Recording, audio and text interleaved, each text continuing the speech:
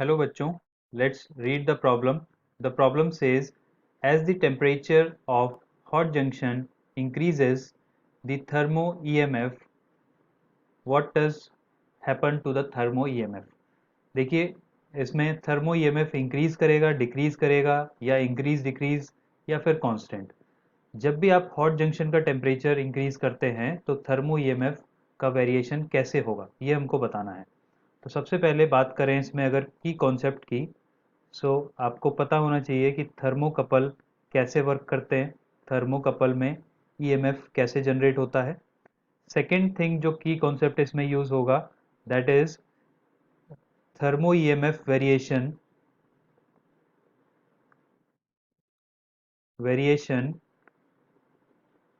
With hot junction temperature. Means hot junction का जब आप टेम्परेचर इंक्रीज या डिक्रीज करेंगे तो थर्मो ईएमएफ का बढ़ेगा या कम होगा, ये आपको पता होना चाहिए। तो दो ये की कॉन्सेप्ट यूज होंगे इसमें। अब देखते हैं कैसे हम पता लगाएं कि हॉट जंक्शन का टेम्परेचर बढ़ाने पे थर्मो ईएमएफ बढ़ेगा, कम होगा या कांस्टेंट रहेगा। देखिए सबसे पहले मान लीजिए ये आपका कोई थर्मोकपल है। थर्मोकपल में दो डिसिमिलर मेटल्स होंगे, मेटल ए और मेटल बी। एक मेटल की कंडक्टिविटी दूसरे मेटल से ज़्यादा होगी, तो उस केस में सपोज मान लेते हैं मेटल ए की कंडक्टिविटी मेटल बी से ज़्यादा है, तो मेटल ए के अंदर जो फ्री इलेक्ट्रॉन डेंसिटी है that will be more than metal B. मान लेते हैं मेटल ए के अंदर जो फ्री इलेक्ट्रॉन्स है that is 30 electrons per metre cube, that is just for example. और मेटल बी में इलेक्ट्रॉन डेंसिटी कम होगी क्योंकि उसकी कंडक्टिविटी कम है, तो इसमें 10 इलेक्ट्रॉन्स पर मीटर क्यूब है। तो होगा क्या, जब दो मेटल्स का जंक्शन बनता है, जैसे सपोज यहाँ पर ये दो मेटल्स हैं, एक ये ग्रीन कलर का मेटल है और एक ये रेड कलर का मेटल है। जब यहाँ पे जंक्शन बनेगा और दोनों में इलेक्ट्रॉन डेंसिटी डिफरेंट है, this is A metal, this is B, तो सपोज ए की इलेक्ट्रॉन डेंसिटी ज़्यादा है तो इलेक्ट्रॉन डिफ्यूज करके बी में जाएंगे, then there will be a flow of electrons. ठीक है, जंक्शन पर ये मान लीजिए जंक्शन जे है, तो जंक्शन पर इलेक्ट्रॉन्स एक मेटल से दूसरे मेटल में डिफ्यूज करेंगे। अब आपने जंक्शन का सपोज टेम्परेचर इंक्रीज कर दिया, हॉट जंक्शन, तो टेम्परेचर बढ़ने से क्या होगा, डिफ्यूजन का प्रोसेस भी बढ़ जाएगा, डिफ्यूजन का रेट फास्ट हो जाएगा।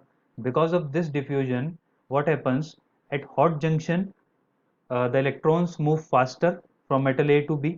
At cold junction, the diffusion is rate is slow. So because of that, there is a potential gradient developed between the cold junction and hot junction.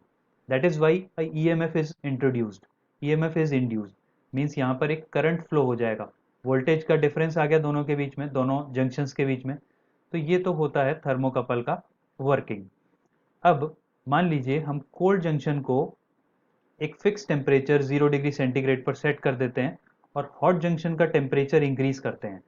तो क्या होगा, जैसे जैसे हम हॉट जंक्शन का टेम्परेचर इंक्रीज करेंगे तो हम देखते हैं यहाँ पर देखिए, आपने कोल्ड जंक्शन का टेम्परेचर मान लीजिए, ये मैं थर्मोकपल बना रहा हूँ like this, thermocouple is there, और यहाँ पर ये हॉट जंक्शन है और ये कोल्ड जंक्शन है।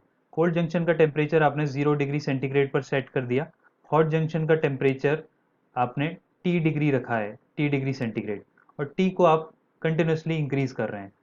अब हमको देखना है कि थर्मो ईएमएफ कैसे चेंज होगा। तो ये मैंने एक ग्राफ ड्रॉ किया है, थर्मो ईएमएफ को वाई एक्सिस पर लिया है और टेम्परेचर ऑफ हॉट जंक्शन को एक्स एक्सिस पर लिया है। तो जैसे जैसे आप टेम्परेचर ऑफ हॉट जंक्शन यानी कि टी की वैल्यू इंक्रीज करेंगे तो आप देखेंगे कि जो हॉट और कोल्ड के बीच का टेम्परेचर डिफरेंस है, डेल्टा टी बोल सकते हैं जिसको आप, या फिर थीटा भी बोल सकते हैं, that is equal to T minus zero. So basically जो टेम्परेचर डिफरेंस है दोनों जंक्शन के बीच में that will be equal to T degree centigrade. अगर आप इंक्रीज कर रहे हैं हॉट जंक्शन का टेम्परेचर तो एक सर्टेन टेम्परेचर तक, आप देखें ये ईएमएफ क्या हो रहा है, इंक्रीज हो रहा है, ऊपर की तरफ ये ईएमएफ इंक्रीज हो रहा है एक पर्टिकुलर टेम्परेचर पर जिसका नाम है न्यूट्रल टेम्परेचर। इस टेम्परेचर पर आके ईएमएफ की वैल्यू हो जाती है मैक्सिमम। यहाँ पे ईएमएफ क्या हो गया, मैक्सिमम। क्यों बढ़ रहा है ये ईएमएफ, बिकॉज जैसे जैसे हॉट जंक्शन का टेम्परेचर बढ़ेगा तो डिफ्यूजन का जो रेट है एक मेटल से दूसरे मेटल में जो इलेक्ट्रॉन्स डिफ्यूजन हो रहे हैं बिकॉज ऑफ डेंसिटी डिफरेंस, तो वो डिफ्यूजन का रेट टेम्परेचर बढ़ाने के साथ बढ़ेगा, ठीक है।